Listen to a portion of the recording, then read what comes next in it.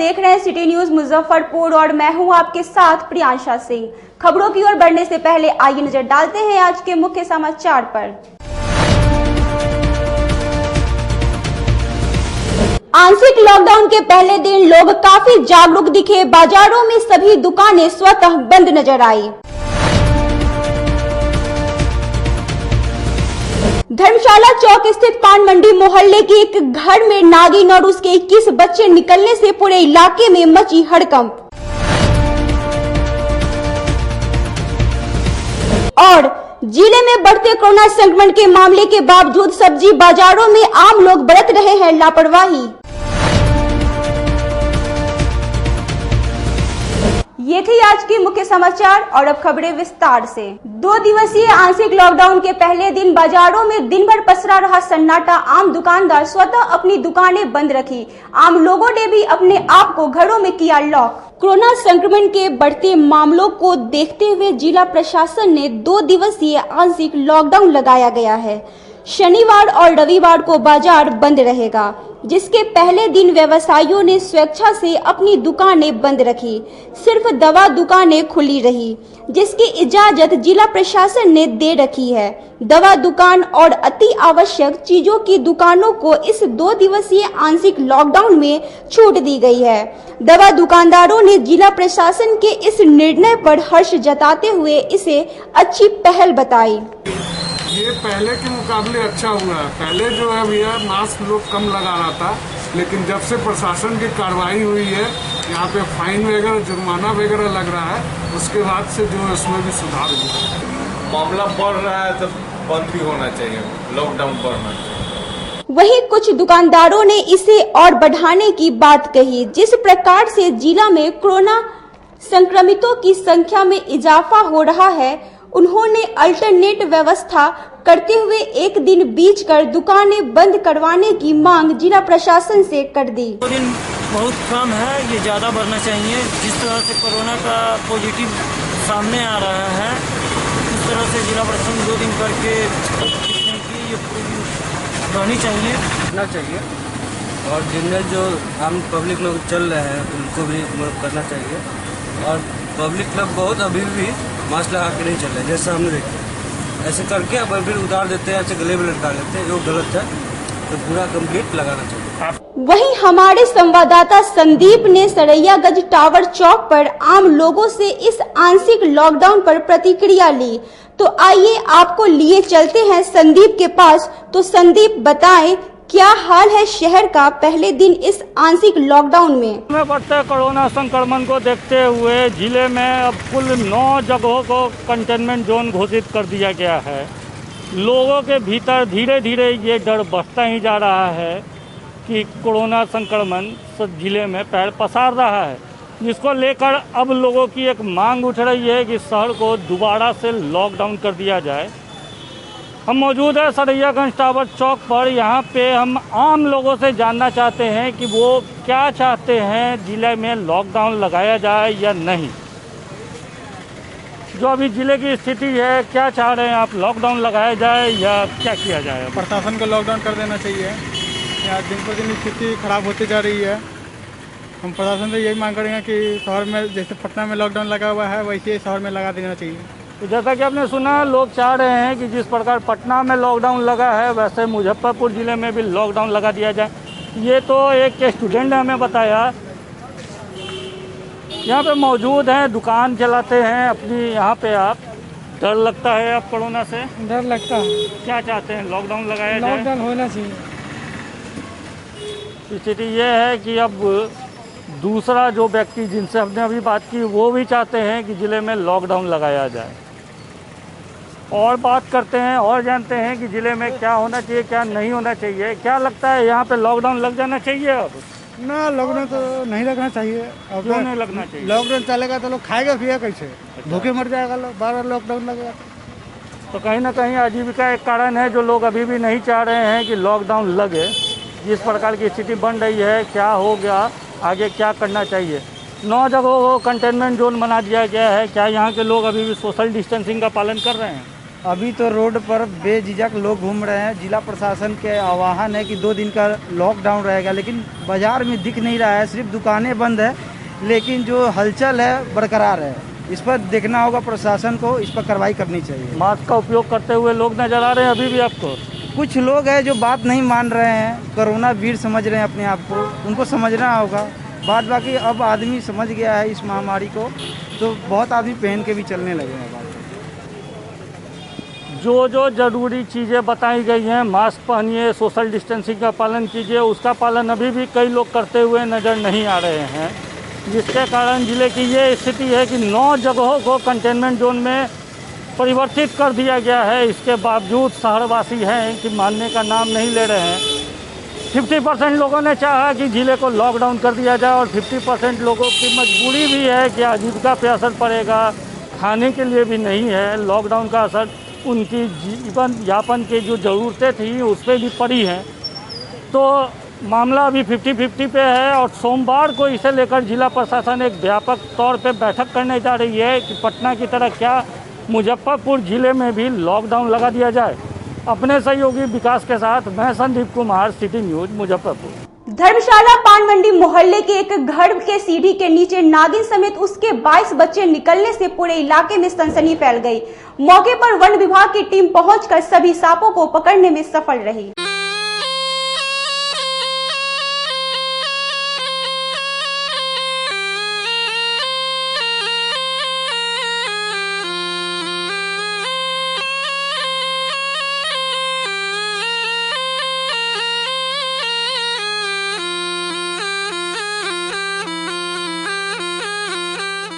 धर्मशाला चौक स्थित पान मंडी मोहल्ले के एक घर में उस वक्त अफरा तफरी मच गई जब एक नागिन अपने 22 बच्चों के साथ सीढ़ी के नीचे से निकली।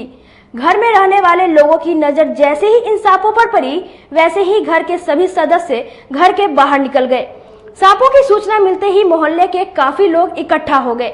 स्थानीय लोगों की सूचना पर जिला वन विभाग की टीम मौके पर पहुंची और कई घंटों की मशक्कत के बाद पहले नागिन को पकड़ा और इसके बाद नागिन के 22 बच्चों को भी पकड़ लिया। हालांकि मौके पर वन विभाग की टीम नाग को पकड़ने में असफल रही। वन विभाग के अधिकारियों ने बताया कि सूचना मिलते ही हम लोग मौके पर पहुंच गए। सूचना मिला तो हम लोग वन विभाग से आए हैं, 11 बजे से लगे हुए हैं और सब जो के भी पकड़े हुए हैं। 22 लोग पकड़े हुए हैं। अभी और होगा तो और देखते हैं। इसको निकाले सीढ़ी के नीचे से ही। अच्छा, सब एक ही जगह था? सब एक ही जगह था। कैसे, मतलब क्या जब आए हैं उस समय क्या सिचुएशन, क्या स्थिति था? आए हैं तो इसको मान लें कि नहीं दिखे हैं तो उसको बाद पानी पटवा है। पानी पटवा के मैंने बाद यहाँ पे खड्डा खोदे हैं। खड्डा खोदते आगे तक गए हैं, तब जाके मिला है, तब जाकर हम लोग पर्स किए हैं। तो लोग खोदे हैं तो क्या कैसे क्या दिखा है? खोदे हैं तो पहले अलग था, अलग वाला था, बड़ा बड़ा सांप था। तो बड़ा वाला का जब धर लिए हैं तो छोटा वाला मतलब कि पानी पटा है तो सब निकलने लगा है इसे। क्या कौन सा ये सांप है? ये सांप है नाग।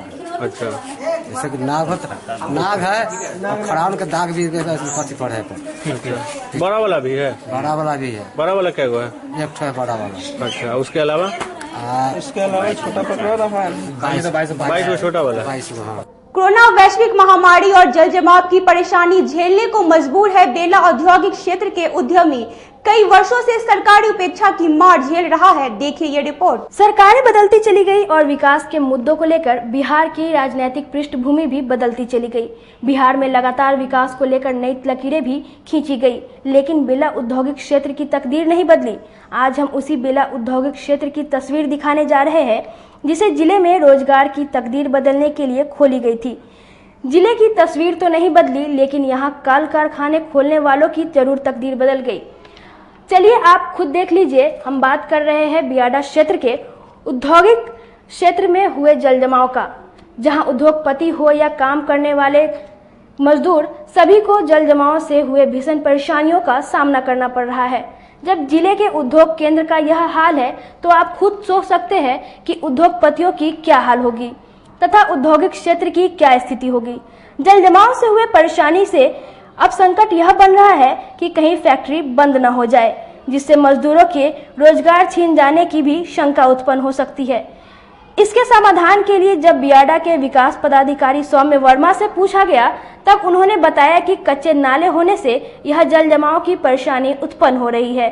लघु उद्योग चलाने वाले उद्योगपति ने बताया कि शहर के पानी के निकलने का रास्ता भी बियाडा से होकर गुजर रहा है, उसकी व्यवस्था सही होनी चाहिए तथा साथ ही परिसर में कच्चे नाले की सफाई होनी चाहिए, जो कि इतने वर्षों के बाद भी नहीं बनी। इंडस्ट्रियल एस्टेट की तो बहुत बुरी स्थिति है। पानी जल जमाव जो है, इसके लिए सारा उद्योग धंधा भी ठप है। व्यापार पे कितना असर पड़ रहा है इससे?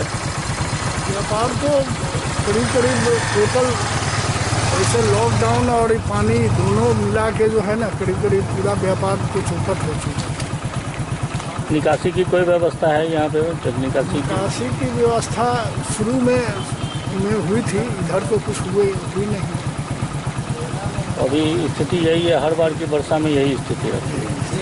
वहीं बेला के फैक्ट्री में काम करने वाले कामगारों ने बताया कि इसी पानी से होकर काम पर जाना और आना पड़ता है, जिससे काफी परेशानी होती है। ज्यादा दिक्कत होती है, आने जाने में दिक्कत होती है। नाला का पानी निकासी का कोई व्यवस्था है? कोई व्यवस्था नहीं है। तो थोड़ा सा भी बारिश होता है तो यही स्थिति रहती है। यही स्थिति रहती है।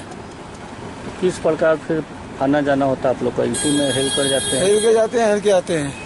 वहीं बेला औद्योगिक क्षेत्र में रहने वाले स्थानीय लोगों ने बताया कि पानी निकासी की व्यवस्था नहीं होने के कारण कई फैक्ट्रियां बंद हो चुकी है, जो खुला है भी उन्हें भी परेशानियों का सामना करना पड़ रहा है।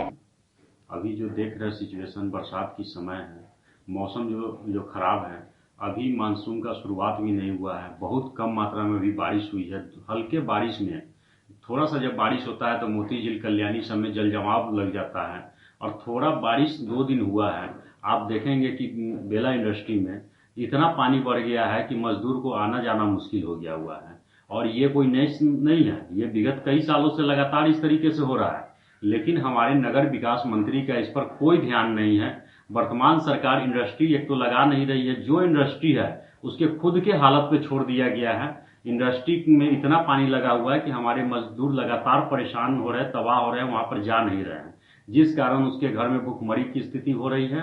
और अभी ऊपर से बाढ़ का संकट मंडरा रहा है। मौसम विभाग बार बार चेतावनी दे रहे हैं कि बारिश लगातार होगी। इसको लेकर के पूरे शहर में कहीं भी कोई व्यवस्था नहीं हो रहा है। और हमारे माननीय मंत्री जी ने कहे थे कि 3 से 4 दिन में सारा कूड़ा पूरे शहर का उठ जाएगा, उसके बाद लगातार सफाई चलते रहेगा। हम आपको बताना चाहते हैं कि 3 दिन में पूरा कूड़ा तो छोड़ दीजिए, शहर का आधा भी कचरा नहीं उठा है, और जहां जहां कचरा है वहां जल जमाव है, और पूरा जैसे कि बजाता हुआ वहां पर तमाम तरीके का जैसे परेशानियां हो रही है। आम वाहन से लेकर के मजदूर से लेकर के पूरे शहर के लोग परेशान हैं। जिला प्रशासन द्वारा आंशिक लॉकडाउन के दौरान ऑनलाइन डिलीवरी करने वाले होटल और रेस्टोरेंट खोलने के आदेश के बावजूद रेस्टोरेंट और होटल संचालक असमंजस में थे। गुरुवार की देर शाम जिलाधिकारी द्वारा जिले में बदले कोरोना संक्रमण को देखते हुए जिले के सभी बाजारों को सप्ताह में 5 दिन 10 बजे सुबह से शाम 5 बजे तक खोलने तथा शनिवार और रविवार को पूर्णतः बंद करने का निर्देश दिया गया था, जिसमें अति आवश्यक सेवा के दुकानों सहित ऑनलाइन डिलीवरी करने वाले रेस्टोरेंट और होटलों को सभी दिन रात्रि 9 बजे तक खोलने का आदेश जारी किया गया था। आंशिक लॉकडाउन के पहले दिन शहर के ऑनलाइन डिलीवरी करने वाले होटल और रेस्टोरेंट के संचालक असमंजस में थे। उसको देखते हुए जिला जनसंपर्क पदाधिकारी ने सारी बातों की जानकारी दी। संक्रमितों की संख्या बढ़ने के मद्देनजर जिला प्रशासन द्वारा महत्वपूर्ण निर्णय लिया गया है कि सोमवार से शुक्रवार तक 10 से 5 बजे तक ही दुकानें खुली रहेंगी। उसमें अत्यावश्यक जो वस्तुएं वाली सेवाएं हैं, जैसे दूध, सब्जी, दवा की दुकानें, खाद्य पदार्थ, फल इत्यादि, तो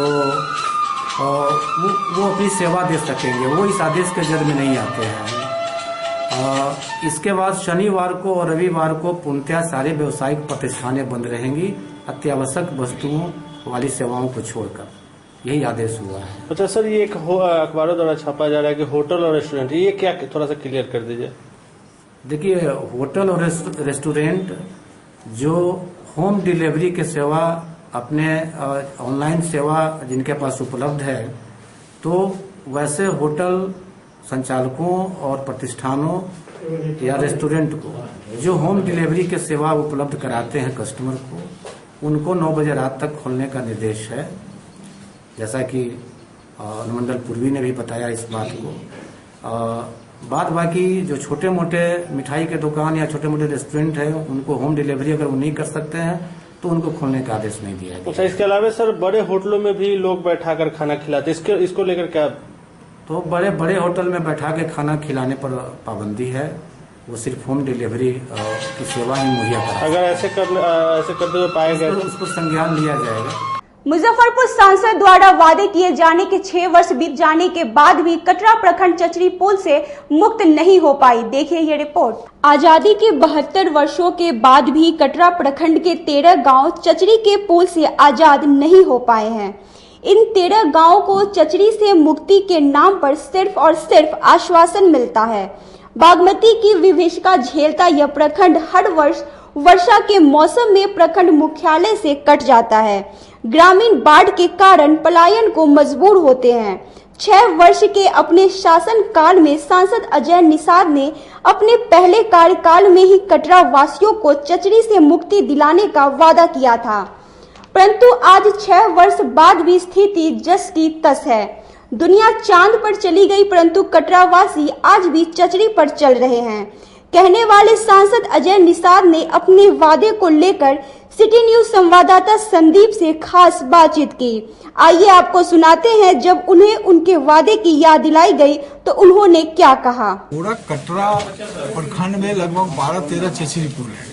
जो मुख्य पुल था वो था आपका ये बक्सी नदी पे जो कटरा प्रखंड में, तो वहाँ तो काम शुरू हो गया। 527 का काम बहुत तेजी में चल रहा है। का जो पुल बनते के साथ टूट गया था, तो देखिए वो हम सबसे बड़ा चीज है कि जो बन के टूट गया तो फिर सरकार अपना अथी कर रही है, उसको काम शुरुआत कर दी है और वो भी हो जाएगा। अब धीरे धीरे तो हम तो हर प्लेटफॉर्म पे बोलिए रहे हैं, हम तो हर समय सवाल उठा रहे थे। जब पहली बार हम चुनाव जीत के 2014 में गए थे और पहला प्रेस कॉन्फ्रेंस था तो उसमें हमने बोला था कि दुनिया चांद पे चल गई और हम अभी भी चचरी पुल पे चल रहे हैं। तो राज्य सरकार को भी सोचना है। दूसरी बात है कि केंद्र सरकार का जो पेट्रोलियम मंत्रालय है, हर समय वो लोग देता है, ऐड देता है कि बूंद बूंद पेट्रोल हमको बचाना है। और ये पुल के कारण जो है लोग 15 किलोमीटर 20 किलोमीटर जो घूम के जाते हैं, जिससे बेवजह पेट्रोल का डीजल का खपत होता है। तो उनको भी सोचना चाहिए कि जब सरकार शॉर्टकट अगर व्यवस्था कर दिया है, पुल अगर बन जाने से 15 किलोमीटर 20 किलोमीटर लोग को घूम के नहीं जाना पड़ेगा तो अच्छा विचार है ना, उसको तुरंत बनाना चाहिए। बिहार सरकार भी संजीदा हुई है। 2 हमारा जो पुल बड़ा है, एक तो ये आपका बक्सी नदी का है और दूसरा ये जो हथौड़ी वाला जो गया है, ये क्या बोलते हैं उसको, भवनगावा नगर पुल।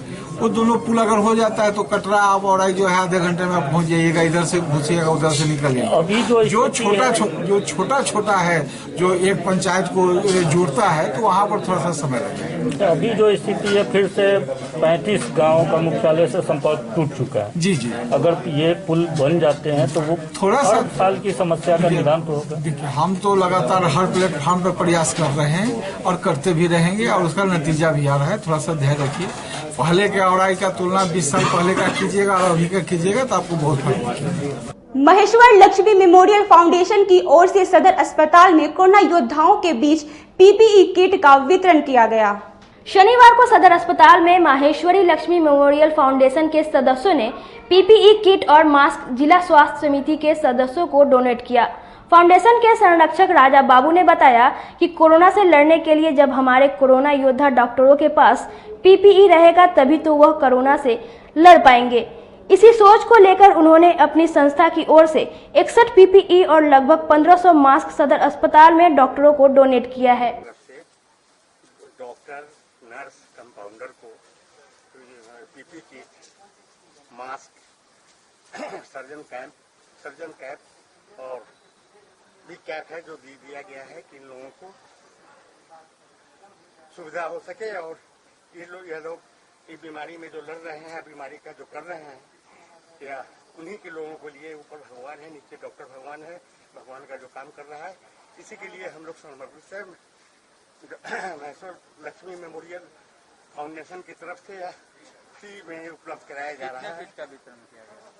PP kit, mask, PP kit 180 है, मास्क है 3500, कैप है 1000 और 3000 के करीब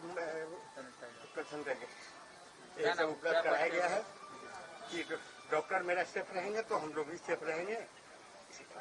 अब वक्त हो चला एक छोटे से ब्रेक का, कहीं जाइएगा नहीं, जल्द होंगे हाजिर बाकी खबरों के साथ। तब तक बने रहिए सिटी न्यूज के साथ। कैरियर अचीवर्स आपके विश्वास पर खरा उतरने वाला कोचिंग संस्थान है। हमारे यहाँ मेडिकल, IIT, JEE तथा फाउंडेशन की तैयारी भी कराई जाती है। इसके अलावे exclusive batch JEE mains, advance की भी क्लासेस चलाई जाते हैं। छात्र छात्राओं को 100% स्कॉलरशिप की भी व्यवस्था है। यहाँ से कितने छात्र छात्राएं सफलता की सीढ़ी चढ़ चुके हैं। Classes taken by top mentors, तो हमारे यहाँ अवश्य पधारें। तो हमारा पता याद रखें, हमारा पता है Career Achievers, Mithanpura, near North Point School, और हमारा कॉन्टेक्ट नंबर है 8002479735, या फिर आप हमें कांटेक्ट कर सकते हैं 8877430251 पर। सबसे बड़ी बात तो ये है कि हम चाहते हैं कि हमारे इस मिशन में हमारे बच्चे गंगा पार करके उस पार नहीं जा पाए।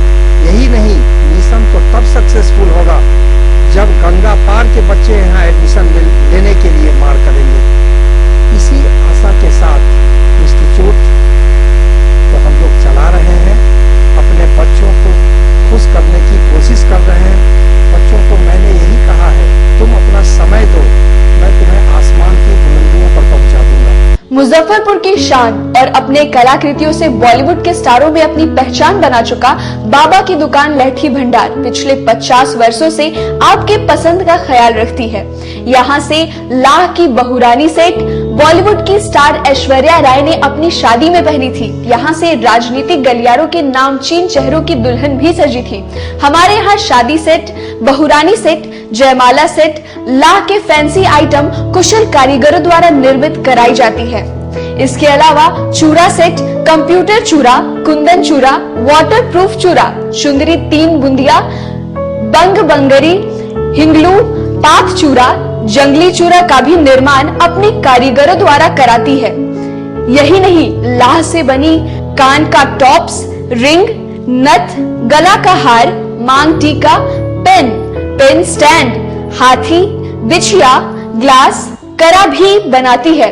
तो एक बार हमारे यहाँ अवश्य पधारे। बाबा की दुकान लहठी भंडार, इस्लामपुर, मुजफ्फरपुर। हमारा कांटेक्ट नंबर है 9308620444। 40-50 साल से जो हमारी दुकान है, ये बाबा की दुकान लहठी भंडार, समझे ना, पुश्तैनी हम लोग का काम ही है। और हमारे यहाँ जो है जितने भी है, जैसे कि ऐश्वर्या राय के यहाँ लहठी गया, हमारा सचिन के यहाँ गया है, और आपके जो है तेज प्रताप सिंह, अभी लालू प्रसाद के लड़के की शादी हुई है, उसमें भी लहठी भेजा गया था। और हमारे यहाँ जो है ना बहुरानी सेट है, जैसे कि है कुंदन सेट है, और जैसे कि हम लोग जो डिज़ाइन जो है सेलेक्ट करते हैं जो लगन के ऊपर जो है, जैसे कि कस्टमर का चॉइस देखते हैं हम लोग, है उसी टाइप से हम लोग जो है माल तैयार करते हैं। और कलर है मैचिंग, हमारे यहाँ सबसे विशेषता है कि हर तरह के लहंगे का जो है ना मैचिंग तुरंत हैंड टू हैंड हम लोग लगा के दे देते हैं। हम पढ़ाते नहीं, हम बच्चों में विश्वास जगाते हैं। Christ Jyoti international school, based on CBSE curriculum with co-education. इस स्कूल में प्रत्येक विषयों के लिए अनुभवी शिक्षकों का समूह है। विद्यार्थियों को अलग से ट्यूशन पढ़ने की आवश्यकता बिल्कुल नहीं है। बच्चों को प्रत्येक विषयों के लिए अलग से अतिरिक्त कक्षाएं दी जाती हैं। साइंस और कंप्यूटर लैब की व्यवस्था के साथ उत्तम खेल कूद के लिए बड़ा सा कैंपस भी है। नर्सरी के बच्चों को खेल कूद की विधि से पढ़ाई जाती है। केंद्रीय माध्यमिक शिक्षा बोर्ड पर आधारित पाठ्यक्रम से कक्षा प्ले हाउस व नर्सरी से 8वीं वर्ग तक ये नामांकन प्रारंभ है। तो नामांकन के लिए तुरंत संपर्क करें। हमारा पता है Christ Jyoti international school, Dharmodaya स्थली, माधोपुर सुस्ता, मुजफ्फरपुर। ज्वाइन किया क्राइस्ट ज्योति स्कूल को, और यहाँ की व्यवस्था, यहाँ के पेरेंट्स सारे लोग पूरी तरह से बच्चों की पढ़ाई के प्रति जो केयरलेस थे, मैंने उन्हें जागरूक करने की कोशिश किया। और उस व्यवस्था को बदलने के लिए मैं हर संभव प्रयास करती हूँ। जहाँ तक हो पाएगा मैं इसे आगे बढ़ाऊंगी। इसे आगे बढ़ाना ही मेरा कर्तव्य है। नमस्कार, मैं महानगर अध्यक्ष युवा राष्ट्रीय जनता दल मुजफ्फरपुर से विकास गुप्ता बोल रहा हूं। मैं अपने तमाम नगरवासियों से ये अनुरोध करता हूं कि इस वैश्विक महामारी कोरोना से बचाव के लिए जब अति आवश्यक हो तभी अपने घरों से बाहर निकले, और जब भी घरों से बाहर निकले तो अपने चेहरे पे मास्क को लगा के चले। साथ ही साथ फिजिकल डिस्टेंस, शारीरिक दूरी का भी ख्याल रखें और समय समय पे अपने हाथों को सैनिटाइज करते रहें। तभी इस वैश्विक महामारी कोरोना से आप और हम और हमारा शहर सुरक्षित रह सकता है और हम इस वैश्विक महामारी को मात दे सकते हैं। धन्यवाद। नमस्कार, मैं महानगर अध्यक्ष युवा राष्ट्रीय जनता दल मुजफ्फरपुर से विकास गुप्ता बोल रहा हूं। मैं अपने तमाम नगरवासियों से ये अनुरोध करता हूं कि इस वैश्विक महामारी कोरोना से बचाव के लिए जब अति आवश्यक हो तभी अपने घरों से बाहर निकले, और जब भी घरों से बाहर निकले तो अपने चेहरे पे मास्क को लगा के चले। साथ ही साथ फिजिकल डिस्टेंस, शारीरिक दूरी का भी ख्याल रखें और समय समय पे अपने हाथों को सैनिटाइज करते रहें। तभी इस वैश्विक महामारी कोरोना से आप और हम और हमारा शहर सुरक्षित रह सकता है और हम इस वैश्विक महामारी को मात दे सकते हैं। धन्यवाद। ब्रेक के बाद एक बार फिर आप सभी दर्शकों का स्वागत है। आइए रुक करते हैं खबरों की ओर। जिले में बढ़ते कोरोना संक्रमण मामले आने के बाद भी आम लोग इसको लेकर जागरूक अभी भी नहीं है। शहर के सब्जी मंडी में प्रत्येक दिन सोशल डिस्टेंसिंग के नियमों को धज्जियां उड़ाई जा रही है। जिले में लगातार कोरोना संक्रमण के मामले तेजी से बढ़ रहे हैं। इसके बावजूद आम लोग इसको लेकर गंभीरता नहीं दिखा रहे हैं।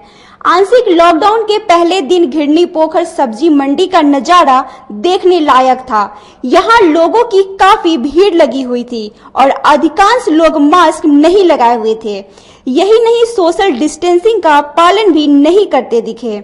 जिला प्रशासन द्वारा बढ़ते कोरोना संक्रमण को देखते हुए सप्ताह के 5 दिन 10 से 5 बजे तक बाजार खोलने तथा शनिवार और रविवार को बाजार को पुनः बंद करने का आदेश दिया गया, लेकिन आम लोगों को अपनी जान की चिंता नहीं है।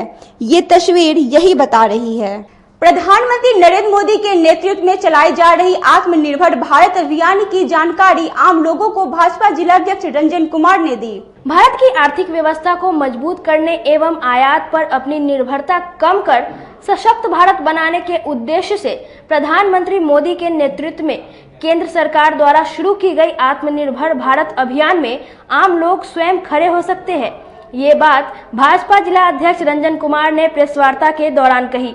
उन्होंने यह भी कहा कि प्रधानमंत्री के कुशल नेतृत्व में केंद्र की सरकार ने आपदा को भी अवसर में बदलने का काम किया है, जिसके कारण भारत न सिर्फ कोरोना से लड़ रहा है बल्कि आगे भी बढ़ रहा है। माननीय प्रधानमंत्री श्री नरेंद्र मोदी जी के कुशल नेतृत्व में आत्मनिर्भर भारत अभियान न केवल कोविड-19 महामारी संकट से लड़ने में महत्वपूर्ण भूमिका निभा रही है, बल्कि एक आधुनिक भारत की पहचान भी बना रही है। एक और आत्मनिर्भर भारत अभियान के तहत एमएसएमई कल्याण के लिए देश में 16 योजनाएं लागू की गई है, तो वहीं दूसरी ओर गरीब, दलितों, श्रमिकों और किसानों के लिए भी कई कदम उठाए जा रहे हैं, जिससे हर क्षेत्र में विकास की एक नई कहानी लिखी जाएगी। जैसा कि पूर्व में भी आप लोग को हम बता चुके हैं कि हमारी केंद्र की सरकार ने एमएसएमई उद्योग को एक आर्थिक पैकेज दिया है। इसके तहत जो भी एमएसएमई के तहत आने वाले उद्योग थे, व्यवसाय थे, जो इस कोविड-19 महामारी में एक थम सा गया था, उनका व्यवसाय रुक सा गया था, वो बंद नहीं हो जाए, उसके उत्थान के लिए आरबीआई द्वारा एक पूरे बैंकों से एक अलग से आर्थिक सहयोग सारे एमएसएमई धारकों को दिया गया है, जो बगैर किसी गारंटी के उन लोगों को इस तरह का एक लोन दिया जाएगा, जिससे कि वो अपने व्यवसाय को पुनः स्थापित कर सके। साथ ही ग्लोबल टेंडर पर देश में रोक लगा दिया गया है, जिससे कि हमारे देश के अंदर के भी जो भी MSME व्यवसाय के तहत लोग आते हैं उनको ये काम मिल सके और वो अपना विकास कर सके। साथ ही प्रधानमंत्री गरीब कल्याण योजना लागू किया गया है। इसके 170 लाख करोड़ रुपए का आर्थिक मदद गरीबों को करने की घोषणा की गई है। इसके तहत महिलाओं को जनधन खाते में 500 रुपये का 3 माह का किस्त डाला जा चुका हुआ है। उज्ज्वला गैस में 8 करोड़ से अधिक महिलाओं को 3 सिलेंडर मुफ्त में दिया जा चुका है। साथ ही बुजुर्गों को और विधवाओं को 1-1 हजार रुपये की आर्थिक सहायता दी जा चुकी है। प्रधानमंत्री गरीब अन्न कल्याण योजना के तहत नवंबर महीने तक माने आने वाले 5 महीने जो हैं उसमें 5 किलोग्राम अनाज और 1 किलोग्राम चना बिल्कुल मुफ्त नवंबर महीने तक मिलता रहेगा, इसकी घोषणा की गई है। साथ में 1 नेशन 1 राशन कार्ड की व्यवस्था की गई है, जिससे कि हमारे मजदूर किसान कहीं भी रहे, देश के किसी भी कोने में रहे, उनको राशन मिल सके। इसमें देश के लगभग 20 राज्य जो हैं इस प्रोबेबिलिटी में आ गए हैं, अपने यहाँ लागू भी कर दिए हैं। कुछ जगह लोगों को कार्ड मिल भी गया है। अपने बिहार में मार्च 2021 तक 1 नेशन 1 राशन कार्ड यहाँ के जो भी हमारे मजदूर हैं या जो भी लोग इससे लाभान्वित होते हैं उन लोगों को मिल जाएगा, ताकि देश के किसी भी कोने में यो रहें उनको इससे राशन मिल सके। साथ ही मनरेगा में 40,000 करोड़ रुपया अतिरिक्त दिया गया है। ये पहले दी जाने वाली रकम से 66% अधिक है। गरीब कल्याण योजना के तहत सार्वजनिक काम कराने के लिए 50,000 करोड़ रुपया भी इसमें दिया गया है। साथ ही हमारे बिहार में 32 जिलों को चुना गया है, जहां मजदूरों को 125 दिन काम की गारंटी मिलेगी। उसमें अपना मुजफ्फरपुर भी जिला एक है, जिसमें हमारे जो भी श्रमिक बाहर से श्रमिक मजदूर भाई लोग जो आए हैं उनको 125 दिन की गारंटी काम मिलने की गारंटी है, जिससे कि उनकी एक रोजगार का सृजन भी होगा मनरेगा के द्वारा। साथ ही हमारे यहाँ जो है पशुपालन और मत्स्य के लिए भी 15,000 करोड़ रुपए का एक अतिरिक्त अनुदान दिया गया है, ताकि बिहार हमारे यहाँ लोगों को जो किसान हैं, मत्स्य हैं या डेयरी में जो किसान काम करते हैं उन तक लाभ पहुंचाया जा सके। साथ ही फसल का एक समर्थन मूल्य भी अपने यहाँ लागू कर दिया गया है। कोल ब्लॉक्स की नीलामी की प्रक्रिया को आसान किया गया है। ई मार्केटिंग को भी जोर दिया गया है। फास्ट ट्रैक इन्वेस्टमेंट किया गया है। रक्षा के क्षेत्र में मेक इन इंडिया को बढ़ावा दिया गया है। और आज इसका एक रिजल्ट भी आया है कि आज हम लोग रक्षा संबंधी सामग्री अपने देश में मेक इन इंडिया के तहत बनाकर 100 से अधिक देशों में आज इसका हम लोग निर्यात भी कर रहे हैं। नगर थाना क्षेत्र के इमामगंज मोहल्ले से एक युवक विनायक कुमार के अचानक लापता हो जाने से पूरे परिवार सदमे में है। इसकी शिकायत नगर थाना में की गई है। नगर थाना क्षेत्र के इमामगंज मोहल्ले से एक अजीबोगरीब मामला सामने आया है, जहां एक युवक के परिवार वालों ने बताया कि बीते 28 जून को उनका पुत्र विनायक कुमार अपने दोस्तों के साथ एक पार्टी में गया था। पार्टी में ही किसी एक दोस्त से किसी बात को लेकर मारपीट हो गई, जिसके बाद युवक विनायक घर आया और कुछ ही मिनटों बाद घर वालों को सारी आप बीती बताई। परिवार वालों ने काफी समझाया बुझाया, लेकिन विनायक बीती 29 जून को घर से बिना बोले निकल गया। घटना के संबंध में परिवार वालों ने बताया कि जब वह घर से निकला उसके कुछ ही मिनटों बाद उसकी आत्महत्या कर लेने की स्टेटस फेसबुक और व्हाट्सएप पर लगाया। इसको देखते ही परिवार वालों ने बेचैन होकर घटना की जानकारी पुलिस को दी, लेकिन आज तक कुछ पता नहीं चल पाया। को शादी में गया था, वहाँ से जाने के बाद पता नहीं क्या हुआ, झगड़ा हुआ, लड़ाई हुआ, हम लोग को पता नहीं है। 5 बजे आया सवेरे, बोला कि दरवाज़ा खुले रखना, 5 मिनट में आ रहा है। उसके बाद आया ही नहीं। टीवी रिपोर्ट भी किए थाने में, फिर ही पता नहीं चला। 13 दिन हो गया। क्या लग रहा है आप लोग गार्जियन है, पेरेंट्स है? हम लोग के कुछ नहीं, हम लोग को पता ही नहीं कि कहाँ गया, क्या हुआ। बहुत परेशान है। क्या कुछ का आशंका लग रहा है कि बेटा क्या कर सकता है? ऐसा तो नहीं लग रहा है कि कुछ कर सकता है, लेकिन मूड की कोई ठीक नहीं है। दोस्त सभी तो नहीं बता रहा। दोस्त क्या कह रहा है? दोस्त सही बात बताइए नहीं रहा। क्या कह रहा है वो? झगड़ा हुआ क्या हुआ? क्या कह रहा है? उन लोगों का क्या कहना है? उन लोग के कहना हम लोग के पता नहीं है। बच्चा क्या बताया है आपको? बच्चा से तब रुका ही नहीं है, आया तुरंत चला गया कि हम आ रहे हैं 5 मिनट में। और वो जो फेसबुक और व्हाट्सएप पे जो स्टेटस वगैरह लगाया हुआ था वो सब? तो 2 बजे देखे। क्या लिखा हुआ है उसमें? दोस्त के कारण अब जीने का इच्छा नहीं लगे, दोस्त के कारण हम मरने जा रहे हैं। गायघाट थाना क्षेत्र के पट शर्मा गांव निवासी राकेश कुमार पिछले 30 जून से लापता है, जिसकी लिखित शिकायत परिवार वालों ने स्थानीय थाना में की है। गायघाट थाना क्षेत्र के एक पट शर्मा निवासी राकेश कुमार पिछले 30 जून से लापता है, जो कि हाफ पैंट, फुल शर्ट और लाल गमछा रखे हुए है। परिजनों का कहना है कि मानसिक रूप से थोड़ा बीमार है। वह 30 जून को घर से निकला था, लेकिन देर शाम तक घर वापस नहीं लौटा, जिसके बाद परिजन काफी खोजबीन किए, लेकिन कुछ नहीं पता चलने पर परिजनों ने गायघाट थाना में शिकायत की। पुलिस के खोजबीन के बावजूद अभी तक राकेश को पुलिस ढूंढ नहीं पाई है। कुमार सिंह, उम्र 32 साल है और पिछला 30 जून से शर्मा गांव से लापता है। तो थोड़ा सा डिस्टर्ब है, ज्यादा डिस्टर्ब नहीं था। अभी पिछले उसे 1 सप्ताह पहले ही बीमार पड़ा था, उसका इलाज चल रहा था मुजफ्फरपुर से ही। और 30 तारीख को 7 बजे मॉर्निंग में घर से निकल के वो लापता है। क्या नाम है उनका? राकेश कुमार, पिता स्वर्गीय मैथुर सिंह। कहाँ के रहने वाले हैं? ग्राम पट शर्मा, पोस्ट असना, थाना गायघाट, जिला मुजफ्फरपुर। आज के लिए बस इतना ही। अब मुझे और मेरे पूरे न्यूज टीम को दीजिए इजाजत। नमस्कार।